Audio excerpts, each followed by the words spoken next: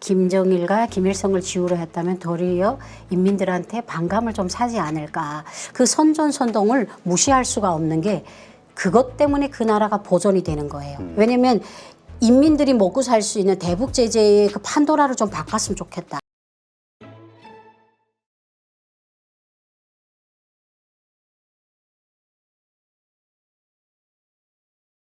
오늘 모신 분은 북한 전문 기자시죠. 박주희 기자님 모셨습니다. 안녕하세요. 네, 안녕하세요. 네, 요즘 나오는 뉴스 보니까요. 김정은이 김정일 생일에 4년 만에 이제 다시 금수산 태양궁전을 참배했다 이런 게 나오던데 이게 어떤 의미가 있는 겁니까? 김정은이 금수산 기념궁전을 참배한 게 4년 만이어서 좀 많은 관심을 모으고 있는 것 같아요. 지금까지 저희가 이제 북한의 내부 통신들하고 연락을 해보게 되면 사실은 김정은이 이번에 금수산 기념공전에 참배한 걸 북한 주민들은 아예 관심이 없더라고요. 아, 그래요? 깜짝 놀랐어요. 도리어 남한이나 외신에서 더 집중을 하고 있는 것 같은데 그런 것 같아요. 이제 김정은이가 몇 년 전부터 선대들의 업적이나 명함들 그 사람들의 그 이미지를 서서히 지우기 시작했어요. 네, 그래서 이제 그랬더니 이제 갑자기 또 소규모지만 예전에는 2021년 이전에는 참배할 때는 많은 사람들이 당 간부들이 줄을 쳐 갔는데 이번에는 극히 적은 인원으로 해가지고 참배를 간 거예요. 저는 좀 개인적으로 그렇게 생각해요. 김정은이를 북한에서 뭐라 할 사람이 없잖아요. 그렇죠. 자기 마음대로잖아요. 네. 북한이라는 나라가 형식상은 조선민주주의인민공화국이지만 김씨 일가의 개인공화국이기 때문에 참배에 참여하느냐 마느냐 하는 거는 김정은이가 결심하고 김정은이가 행동을 하는 거예요. 그러니까 이제 선대들에 대한 지우기를 서서히 하다가 어느 순간에 이제 그지 우미부여를 하려면 주민들의 눈치를 보는 거죠. 내가 이제 너무 무리하게 김정일과 김일성을 지우려 했다면 도리어 인민들한테 반감을 좀 사지 않을까.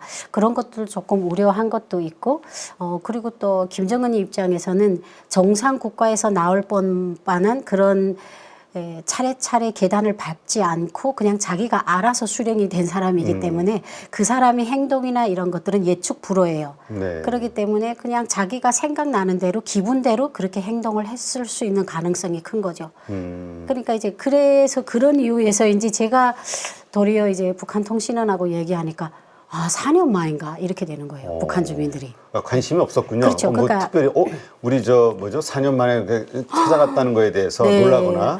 거기서는 어떻게 남조선에서는 그거 어떻게 이렇게 되는 거예요. 근데 제 개인적으로 또 여기에서 좀 약간 좀 참고를 해야 될 부분이 개인이 전체적인 북한 인민을 대신하진 않아요. 하지만 부차적으로 이런 감정들이 있더라 하니까 북한 주민들은 크게 관심이 없더라고요. 근데 김정은 입장에서는 좀 여러 가지로 자기의 즉흥적인 생각이 조금 거기에 첨부되고 주민들의 눈치도 좀 보이고 어떻게 보면 역대 수령들에 대한 그런 것들을 내가 너무 무리하게 하지 않냐 그런 것들을 여러 가지로 타산해서 그런 행동을 한 것 같아요. 네. 지금 자신의 어떤 통치 이것이 뭔가 좋은 결과를 끌어내고 있다면 자신감이 빵빵 충만해가지고 오히려 더 이렇게 밀고 나갈 텐데 지금 경제라든가 여러 가지 좀 어려운 상황이죠. 그렇죠. 근데 사실은 이제 북한 경제는 30년 전부터 어려웠어요. 원래 어려웠고. 그래서 저는 사실 남한에 온 지 12년 차가 되거든요. 그래서 항상 보면 우리가 그렇게 북한 내부에서는 사람이 어둠 속에서 살면 본인이 어둡다는 걸 잘 몰라요. 이게 어떻게 보면 익숙이 되는 거죠. 북한이 이제 90년도 초반부터 현재까지 30년 넘었는데 그 기간에는 항상 지금처럼 어려웠어요. 그러니까 먹고 사는 게 힘들다. 이런 것들이 이제는 노랫소리가 된 거고 꼭 김정은이가 통치를 해서 우리가 이렇게 어렵다 이렇게 생각하는 소수의 인민들도 있겠지만 대부분은 30년을 이렇게 살았는데 뭔 변화가 있겠어? 원래 이렇게 우리는 어려운 나라. 생각하는 거죠. 근데 김정은의 입장에서는 자기가 대통령이나 수령이 되면서 뭔가 보여줘야 되는데 앞뒤를 온 나라를 철창 없는 감옥으로 만들어놨는데 그게 그러니까 세상에 지금 더불어 살잖아요. 대한민국도 혼자면 이렇게 독립을 못하고 발전을 그렇죠. 못했겠죠. 근데 이제 다른 나라와의 이런 관계가 없이 홀로서기를 한다는 게 진짜 3살짜리 아이가 봐도 불가능하거든요. 그러니까 김정은 입장에서는 어떻게 여러모로 애를 쓰는데 안 되는 거예요. 그래서 좀 나름 그래서 러시아하고도 지금 좀 더 결탁해서 나가는데 그런 것들이 북한 주민들한테 실질적인 이익으로 눈앞에 다가오면 야 우리 수령님은 그 전에 수령님하고 다르구나 이런 생각을 하겠는데 똑같은 거예요. 그러니까 북한 주민들 입장에서는 우리가 생각한 것처럼 그렇게 크게 다가오진 않아요. 네. 늘 30년을 그렇게 살아왔기 때문에. 그렇겠군요. 원래 좀 가지고 있던 것을 뺏겼을 때 누리던 것이 사라졌을 때 이게 막 아쉬움이 막 나오고 그렇죠. 불만이 폭발하는데 원래 네. 그랬으니까. 그렇죠. 그래서 저는 솔직히 말하면 이렇게 말을 하면 좀 사람들이 저게 기자라는 게 저렇게 얘기해도 되나 하는데 저는 거기서 40년을 살다 온 사람이고 직업상 기자다 보니까 어떻게 조금 통신원들하고 연계도 있고 또 통신원들하고 연계를 가지는 기자님들하고 정보를 계속 받아요. 솔직히 말하는데 남한에서 대한민국이나 외신에서 북한에 대해서 더 세부적으로 북한 주민들의 반응에 대해서 세부적으로 하지 실제로 그 안에 사는 사람들 몇몇 하고 물어보면 아 그랬는가 이렇게 되는 거예요. 그러니까 늘 못 살던 나라고 이제는 자급자족에 익숙이 된 나라예요. 이제는 당과 국가에 대한 기대가 없는 나라이기 때문에 명절날에 뭐 쌀 이틀치 준다니까 야 진짜 이렇게 되는 거예요. 그러니까 당연한 것이 진짜야 이렇게 되는 게 북한의 지금 현실인 거예요. 그러니까 뭐 통치 체제, 경제가 지금 심각해졌다 이런 것들이 어느 정도의 큰 파워는 없다. 네. 늘 그렇게 쪼들려 왔기 때문에. 네. 그렇군요. 그렇다면 뭐 그냥 큰 의미를 둘 필요는 없겠다 이렇게 느껴지는데 네. 아까 이제 그 불만을 가진 뭐 인민들을 의식할 수도 있다 이렇게 얘기하셨는데 이 인민들이 아니라 이 당간분들, 네. 그 뭐 군인들 이런 쪽에 대해서 눈치를 보는 왜냐면 그 오랫동안 그쪽에 어떤 그 권력을 가지고 있던 사람들은 어쨌든 뭐 김정은 시대 때 뭐 네. 혜택을 받던 사람들이 있을 수도 있고 뭐 추억을 가질 수도 있잖아요. 네. 이런 쪽에 불만은 없습니까? 그러니까 김정은이가 우려하는 게 그 사람이 머릿속에 들어갔다 나오지 못했기 때문에 정확 퍼센트는 떨어질 수 있지만 김정은이 입장에서는 어떻게 보면 신생 하나 같은 거예요. 네, 갑자기 아버지가 비명하다 보니까 불과 정권을 잡은 지가 10몇 년밖에 되진 않고 30대 어떻게 남한의 기준으로 보면 장가도 안 간 사람 나이 또래죠. 그러니까 북한 전체적인 인민들의 구성을 보면 김일성, 김정일 시대 때 살아온 사람들이 거의 90%를 차지해요. 네. 그러면 역대 수령이 잘하든 못했든 추억이나 향수가 있는 거예요. 저도 북한에서 김일성, 김정일 시대를 살아온 사람으로서 김일성에 대한 불만이 없었어요, 거의. 왜요? 왜냐면 우리는 세상을 몰랐으니까. 그렇죠. 세상 안에 갇혔는데 배급을 주지, 월급을 주지. 왜 싫다고 하겠어요. 근데 이제 저는 세상 밖으로 나왔기 때문에 그 사람들이 뭘 크게 잘못하고 있다는 것을 분석을 하지만 북한 내부에 있는 사람들은 아무리 한국 드라마가 들어가도 볼 수 있는 그런 요소가 적기 때문에 아직도 수령님, 김일성이나 김정일에 대한 반타지나 그리움이 있단 말이에요. 네. 근데 이런 것들을 절대적으로 다 무시하고 이렇게 되면 김정은이를 약간 바라봤을 때 그 젊은 세대는 아니지만 좀 나이가 든 세대들은 속으로 토론은 못해도 왜 저러지? 예, 이렇게 생각을 하고 특히 간부들. 김정은이가 자기가 수령이 되면서 많은 간부들을 교체를 했어요. 하지만 전체적인 선대 수령들의 그 뿌리까지는 줄추지 못한단 말이에요. 그러면 전반이 무너지니까. 그러니까 그 간부들은 앞에서는 수령님하고 충성을 하지만 속에는 역대 수령들에 대한 그 수령들에 대한 이미지가 박혀 있기 때문에 김정은이가 너무 이렇게 생각했던 범위를 벗어나게 되면 지금 약간 어떻달까 멘붕 같은 게 오는 거예요. 근데 이제 북한에서 김정은이는 아까 정확히 짚으신 게 인민의 눈치보다는 뭐 군인들과 반란을 일으킬 수 있는 절대적인 세력인 군인들과 자기를 받드는 당 간부들의 눈치는 보이는 거죠.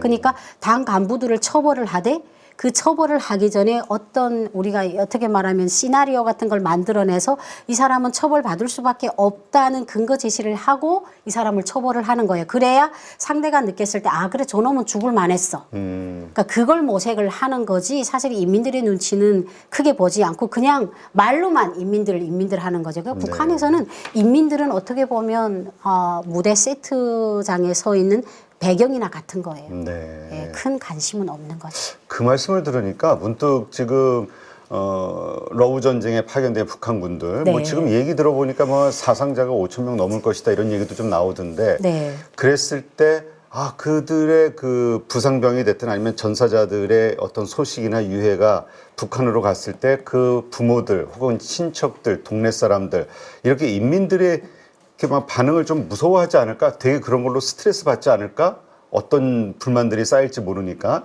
이런 생각을 했는데 이런 생각을 안 할 수도 있겠군요, 김정은은. 그 나라는 저는 사실 이런 사실 주변에서 질문을 많이 받거든요.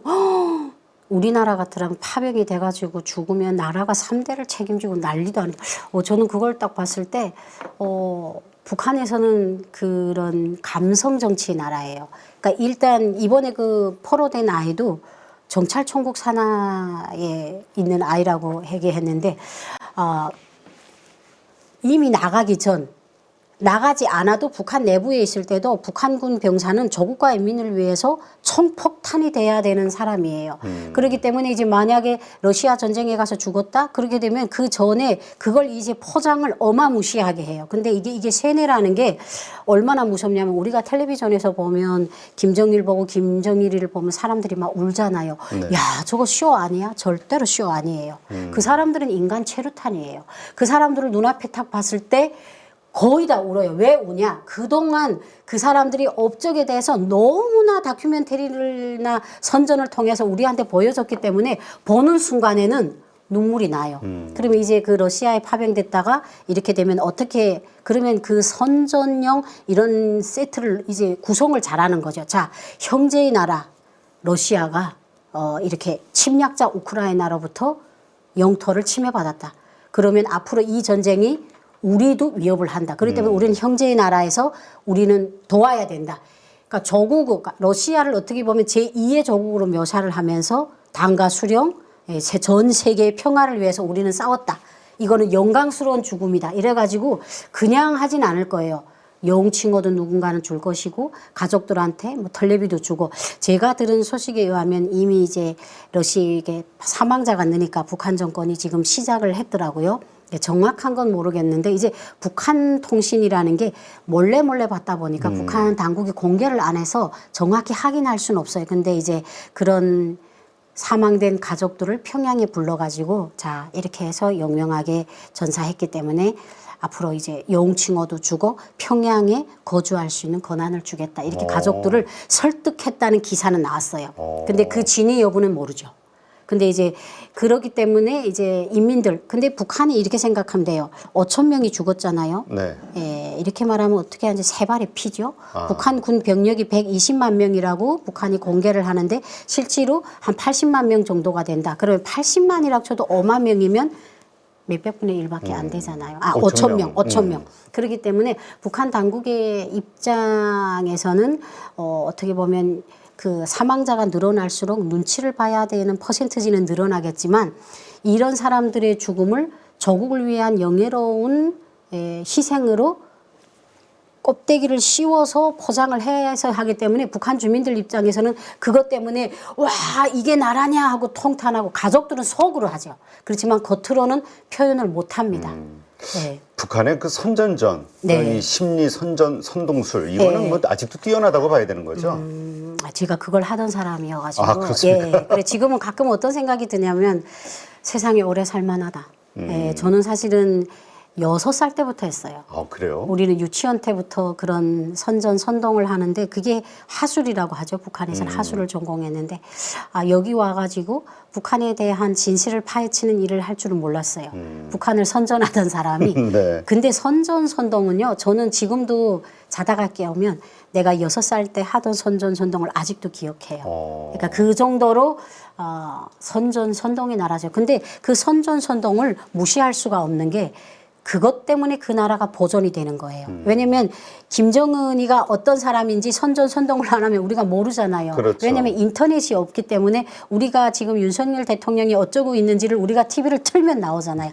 다 알 수 있는데 북한은 보여지는 것만 보여주는 거예요. 수령님이 인민을 위해서 헌신하는 것만 보여주기 때문에 그 사람이 사생활이나 이런 걸 간부들도 몰라요. 그렇기 때문에 그 사람의 선전을 그 밑에 있는 선동원들이 얼마나 부풀리고 감동적으로 주민들한테 전달하냐에 따라 수령에 대한 충실성이 올라갈 수밖에 없어요. 네. 그러니까 선동이 북한에서는 핵 다음가는 그런 어마무시한 힘이 있는 거죠. 그렇군요. 그러니까 오히려 진짜 말씀하신 대로 뭐 생판 남의 나라 가가지고 억울하게 죽었다 이런 분위기가 아니라 형제의 나라에서 그렇죠. 피를 나라를 나는. 위해서. 예, 그 앞에 또 대명사가 많이 붙습니다. 네. 그렇군요. 그래서 이러한 것들로 근데 뭐 얼핏 나오는 또 이야기들은 사망 보상금 네. 이런 것도 지급 제대로 못 하고 있고 그래서 불만이 그 북한군 그러니까 네. 파병된 군인들 사이에서 좀 쌓여가고 있다. 뭐 분노가 이게 표출이 되고 있다. 이런 이야기들도 들리긴 하던데요. 근데 사실은 그 사망보상금이라는 걸 그게 이제 러시아 군대하고 북한 군대들이 이제 텔레그램에 올라오는 영상들 보면 러시아 군인들이 진짜 답답해 하잖아요. 소통의 부재니까. 네. 근데 사실은 저희 시대만 해도 저도 러시아어를 전공했거든요. 북한에서 90년대만 해도 제1 외국어가 러시아어였어요. 아, 그랬어요? 그러다가 이제 2000년도에 접어들면서 잉글리시로 바뀌었는데, 그러니까 지금 나간 애들이 20대니까 스파시보를 모르죠. 그러니까 이제 소통이 부재니까 러시아 입장에서는 아니 이렇게 말도 안 소통되는 모자라는 아이들을 이렇게 우리가 돈을 줘야 되나 뭐 이런 것들이 많고 러시아도 어떻게 보면 잘 사는 나라지만 전쟁이 길어지면서 좀 그런 보상이나 이런 것들이 철저하게 제때제때 못했을 가능성도 배제할 수는 없죠. 근데 북한 군인들이 그때 그 편지가 하나 발견된 게 있잖아요. 네. 거기에 파견된 군인들 중에서 죄를 지어서 그걸 용서받으려고 파견된 사람들도 있다. 이런 게 있는데 저는 그거에 좀 신빙성이 있어요. 북한 군인들도 이제 뭐 배고파서 초소를 탈영해서 개인집에 갔거나 이런 사람들한테는 벌칙을 주거든요. 그러니까 제대까지는 시키진 않아요. 살인 치기 전에는. 그러니까 이런 사람들이 이제 러시아에 파병이 돼 있다가 오면 네 죄를 용서해 주겠다. 이렇게 됐으니까 그 사람들이 정말 나의 그런 돈을 바라고 갔을까요? 그리고 북한에는요 돈을 받죠. 그 병사들에 한해서 그 돈을 개인이 가진다는 거는 북한 그게 말도 안 돼요. 그거는 국가가 받는 거지. 개인들은 군인은요 공짜 노력이에요. 북한에는요 모든 인민이 다 공무원이고 다 공짜 노력이에요. 근데 거기에 대한민국 민주주의 사회인 대한민국하고 비교를 해서 그건 본인한테 줘야 되지 않냐. 그것 때문에 불이가 생겼다. 이거는 어불상설이에요. 말도 안 되는 얘기예요. 그건 북한이 개인이 돈을 가진다 노우가 되는 거죠. 정부가 가진다 해도 예. 일반 사람들이 그거에 대해서 이거 불합리하다라고 생각하지 않는다. 아이 전혀 그런 생각을 안 해요. 그냥 군대 나갈 때는 저는 조국에 공짜로 몸을 바친 사람이에요. 예. 근데 만약에 또 김정은이는 또 예측 프로기 때문에 또 만약에 이 러시아 전쟁에서 희생자가 없고 러시아의 승리로 빨리 마무리됐을 때는 그거에 대한 어느 정도의 포상을 할 수도 있는 인물이긴 해요. 하지만 지금 전쟁이 마무리가 되지 않고 희생자가 늘어나는데 지금 그 보상금 문제가 떠오른다는 거는 이건 순서도 맞지 않고 말도 안 되는 얘기라는 생각이 들어요. 네, 그렇군요.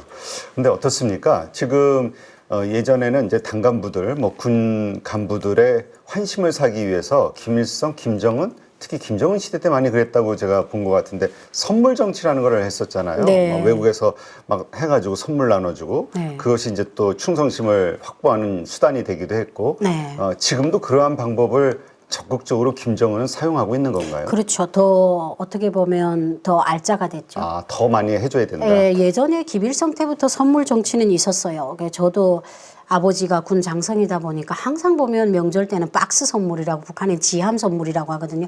그 안에 뭐 산삼도 있고 뭐 록용도 있고 막 이렇게 간부들을 한해서 줬어요. 근데 간부만 줬냐? 그것도 아니에요. 림산 사업소 모범 노동자도 줬어요. 어떻게 보면 약간 형평성, 평균을 맞추려고 했어요. 근데 김정은 시대에 들어와서는 이 사람이 스위스 유학을 가서 그런지 통이 넓어졌어요. 간부들한테 뭘 하나 줘도 뭐 롤렉스 시계.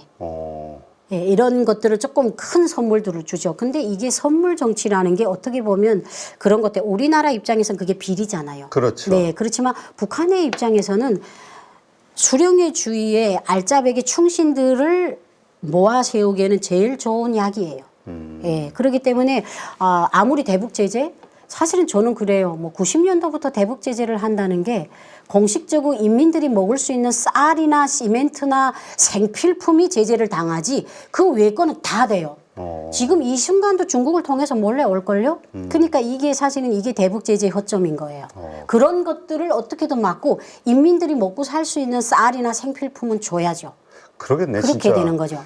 그 내부의 불만이 인민들보다는 그 간부 조직들이 가지게끔 하려면 예. 그쪽이 들어야겠네요. 그게 나은데 대북 제재는 눈에 보이는 것, 큰 것, 물질적으로 큰 것이 눈에 보이니까 그걸 포착해서 못 하는데 롤렉스 시계가 보입니까? 위성에? 안 보이는 거예요. 근데 이제 그게 몇 개면 우리 인민들이 먹을 수 있는 옥수수가 몇 달치가 막 거기 들어가 있는데 그러니까 북한 김정은이 입장에서는 그거예요.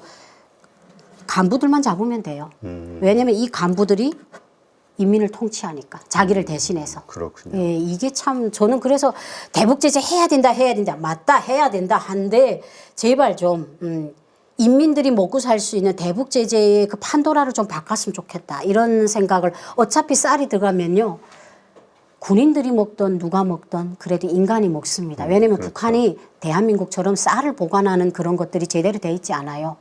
오죽해서 물속에 보관하겠어요. 그래요? 그러니까 쌀을 같은 거는 시장에 나와서 야매를 갈리든 어찌든 인민들이 사 먹어요. 네. 근데 없으면 굶어 죽잖아요. 그러니까 그런 걸 보면 좀 마음이 아파요. 그게 네. 보통 우리 뭐라 그럽니까? 그러니까 필수품, 생활 필수품에 네, 생필품. 대해서는 예. 차라리 놔두고 예. 어떤 그런 사치품 혹은 그렇죠. 선물용품이 예. 될 만한 것들. 그 김정은이 타는 승용차나 이런 것들을 좀 못 가게 하고 이래야지. 그래서 대북 제재 얘기만 나오면 항상 이게 두 가지 심장인 것 같아요. 하긴 해야 되는데 이 대북 제재가 강하다. 이번에 트럼프 대통령이 되면서 또 뭔가 북한하고 뭔가 뭘 하려고 이렇게 하는 것 같은데 저는 사실은 기대 반은 있어요. 예, 기대 반은 있는 게 조금 트럼프는 또 장사꾼이니까. 예, 그리고 트럼프가 노리는 거는 조금 약간은 북한을 휴양지나 이런 관광지로 만들어서 이렇게 되는데 대부분의 사람들이 그렇게 번 돈은 다 이제 핵무기 개발에 들어간다 막 이렇게 얘기를 하거든요. 근데 일단은 좀 이제 외국 사람들이 들어가게 되면 그 외국 사람들을 위한 시설들이 많으면 북한 사람들이 일자리가 조금 풀려요. 그렇죠. 예, 그러니까 100%는 아니지만 그래도 인민들한테 어느 정도는 가는 거예요. 근데 사실 모든 걸 전제하에 북한에다 뭘 다 하면 다 핵무기에 들어간다. 이렇게만 가정을 하면 답이 안 나와요. 그러니까 그런 생각을 하게 되면 좀 뭔가 북한에도 좀 관광지나 이런 것들이 열려가지고 북한 주민들도 조금 세상을 알게 되는 기회도 되고 북한 주민들이 일자리도 좀 만들어주고 이런 것들이 어느 정도는 좀 실현이 됐으면 좋겠다. 저는 약간 좀 그런 생각을 해요. 이게 이러면 또 이제 악플을 받을걸요. 네. 각오를 그렇죠. 하고. 너무 네. 계속 강성으로만 쪼여야 예. 이게 자체적으로 붕괴되지 인민이 않겠냐. 죽는 거예요. 인민밖에 죽을 사람이 없어요. 그러니까 마음이 그러니까 진짜 아픈 거죠. 북한 체제를 붕괴시키기 위해서는 말씀하신 오히려 그런 쪽에서 네. 강화를 시켜야 된다. 맞아요. 근데 요즘 김정은 사망설이 나올 정도로 뭔가 건강이 되게 안 좋아 보인다라는 사진이 또 요새 근데 이것도 네. 지난 세월 보면 김정은 때부터 반복되었던 것 같기도 하고. 이제 우리 분석대로 하면 100번은 죽어야 돼요. 저는 항상 제가 한국에 딱 왔을 때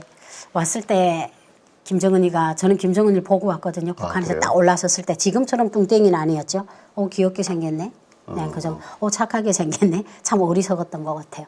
근데 그때부터도 2012년, 13년부터도 건강설이 제기됐어요. 하지마 몸무게가 몇 킬로다. 그래 나는 우리 이렇게 보면서 야 김정은이 죽으면 우리나라 사람들이 얼마나 일자리 많이 잃을까? 솔직히 이런 생각이. 그 김정은이가 나옴으로써 그걸 분석하고 사진을 하고 간부들이 나타나면 첫 번째 누가 섰냐도 그걸 분석하고 얼마나 많은 인력들이 그 북한 뉴스에 집중이 돼요. 그렇죠. 뭐 그런 것도 배제할 수 없고 나쁘지는 않지만 사실 김정은이 바보가 아니고 북한은요. 우리나라는 대통령을 위해서 어떤 병원이 존재하진 않아요. 북한은 존재해요. 그리고 바쁘면요. 독일 의사들을 초청해요.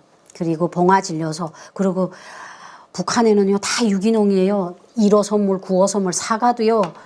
이만한데 화학 비료 하나도 안 친 거 먹어요. 그러니까 이제 어떻게 보면 김정은이가 이게 스위스에서 많이 살진 않았지만 그 치즈나 바다 이런 걸 되게 좋아한대요. 그것 때문에 조금 살이 찌고 이럴 수 있는데 건강은 아마 계속 체크를 할 거예요. 우리보다 더. 그래서 저는 뭐 사람이 죽는 건 순서가 없겠죠. 근데 뭐 죽어야 죽는가 보다 해야 되는데 북한에서 김정은이가 그렇게 죽을 정도로 그렇게 방치하지는 않는다는 거죠. 그러니까 괜한 걱정이다. 예, 저는 그렇게 생각해요. 그렇군요. 네. 그러니까 갑자기 진짜 우리가 눈에 띌 정도로 건강 악화가 되고 있다라고 생각하는 것 자체가 좀 잘못됐을 수 있다. 이미 관리는 철저하게 받고 있으니. 관리는 그리고 이제 김정은이가 현지 지도에 오늘은 뭐 군부대 갔다가 한 주일 만에 나타났어요. 그러면 또 이제 헤드라인에 떠요. 김정을 한 주일 만에 포착. 아, 그냥 감기 걸렸겠죠. 예, 그러니까 이게 그런 것 같아요. 단순하게 그 안에서 벌어지는 일들은 누구도 몰라요. 근데 우리가 생각했던 것처럼 김정은이는 그렇게 세상 눈치를 안 본다는 거죠. 예. 그러니까 자기가 그냥 이번에는 군부대를 갔으니까 다음에는 지방산업공장에 가야지 이렇게 정하고 또 건강상 또 조금 힘들면 기계가 아니잖아요. 우리도 이렇게 저도 이렇게 말을 하다가도 집에 가다 감기 걸릴 수도 있고. 근데 이제 그런 것들에 대해서 예의주시하는 건 좋아요. 왜냐면 우리는 거기에 대해서 만단의 준비를 해야 되는 거는 맞지만 북한도 최고 수령. 어떻게 보면 북한은요, 주민이 다 죽어도 김정은이 하나는 살릴걸요? 그 정도로 김정은이한테 포커스가 맞춰진 나라기 때문에 그렇게 막 갑자기 뭐 비명을 하거나 건강상으로 해서 죽거나 이런 일들은 좀 뭐 아예 배제할 수는 없지만 거의 가능성이 희미하죠. 네, 알겠습니다.